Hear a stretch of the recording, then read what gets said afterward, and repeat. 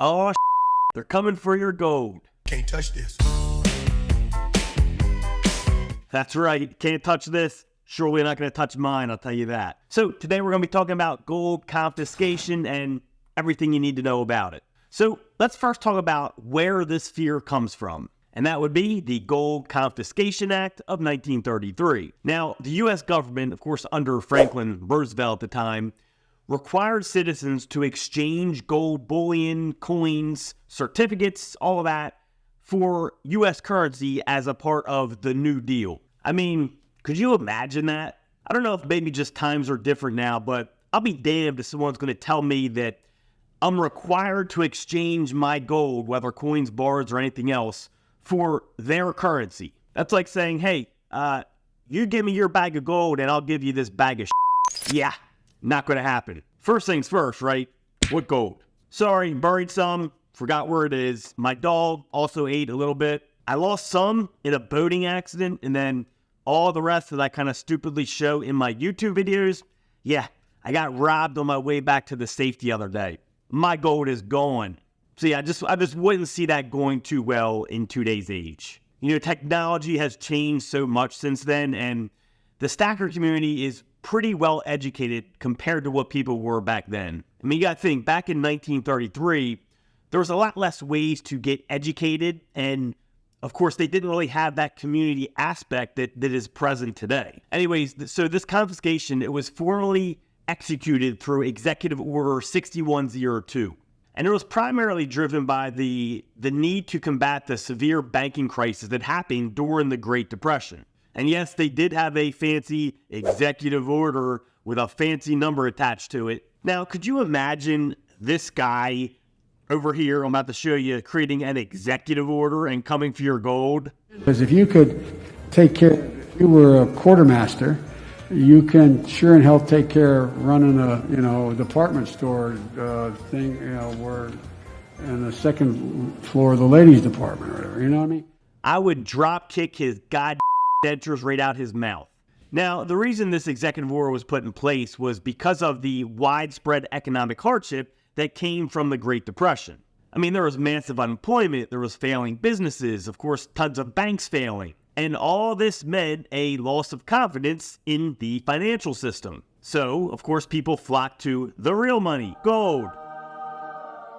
And government was basically trying to get more control over the currency so that they could implement policies that were aimed at stimulating the economy, such as lowering interest rates and, of course, increasing public spending. They also wanted to stop the speculative attack on the dollar and stabilize its value in international markets. Now, again, obviously, times are much different today, as I mentioned before, but so are the laws right now. So as of right now, private ownership of gold is fully legal in the United States, as it should be. Individuals are allowed to buy, sell, own, and store gold without any type of restrictions right now. Includes all gold, right, in all forms, whether it's, bars or coins or anything else. Now, while owning gold doesn't require any specific type of reporting to the federal government, larger transactions may require reporting requirements for financial institutions, and then, that all goes under anti-money laundering laws.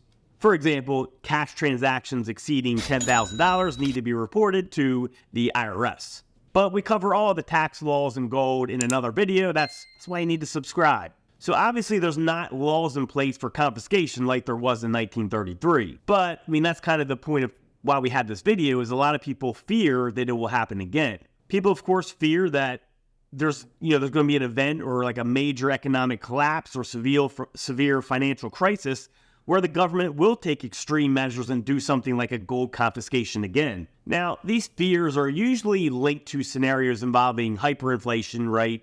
Or massive government debt or catastrophic banking failures. We're starting to see some bank failures. We just saw the first one happen for 2024. And this could push the government to start seizing private assets like gold to maintain economic order. But I think the question is, how valid are these concerns? And in my opinion, the fear of a major economic collapse is not only valid, but it's inevitable at some point. History doesn't necessarily repeat, but it definitely rhymes. And look, we've been on a pure fiat money system since 1971 when we ended the gold standard. And we've done a lot of damage since then. As with all other times in history, it's just not working. And not only is it not working, but it's at the point where it's really it's not able to be repaired. It's unrepairable. Debt has got so large that it's really impossible to fix without some type of major reset. I mean, we're almost $35 trillion in debt. And what most people don't understand is that what's worse than the debt number is the interest on debt that just keeps going up. It's almost now at $1 trillion a year, and it's rising at a very alarming rate. And it's not going to be too long before we're spending more on interest payments on the debt than we are on any other expense for our country. And I'm including the major expenses like military and Social Security and Medicare and Medicaid. The system is broken. So not only is that major economic collapse possible, but I actually think it's inevitable. I think there's no way to escape it. Now, let's be honest, right? A lot of us precious metals advocates are kind of seen as a little loopy, so to speak. Maybe a little paranoid, whatever. I mean, look, I'm a little loopy. Who isn't? Just look at the goddamn president of the United States of America. And I had a nurse nurses at Walter Reed Hospital who would bend down and whisper in my ear.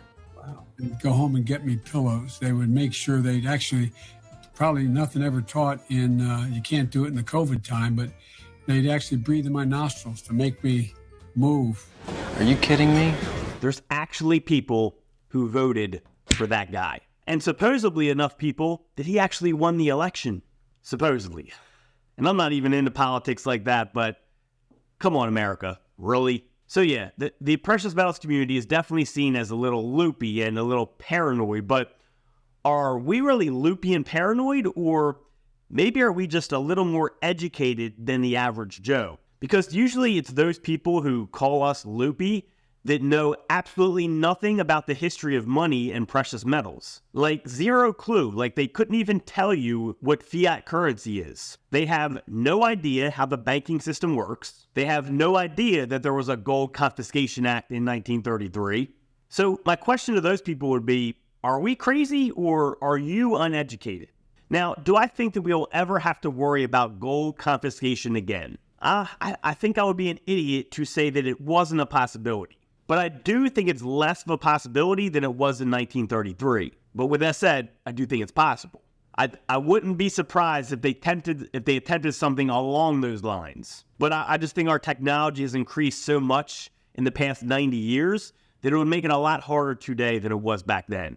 And I could see them pulling off a different stunt before they went to a gold confiscation type thing. Although, of course, with that said, it's not out of the realm of possibilities. Remember, if it happens, though, it's like, what gold? I don't, what gold are you talking about? I lost that junk a long time ago. But anyways, make sure you subscribe, leave a comment.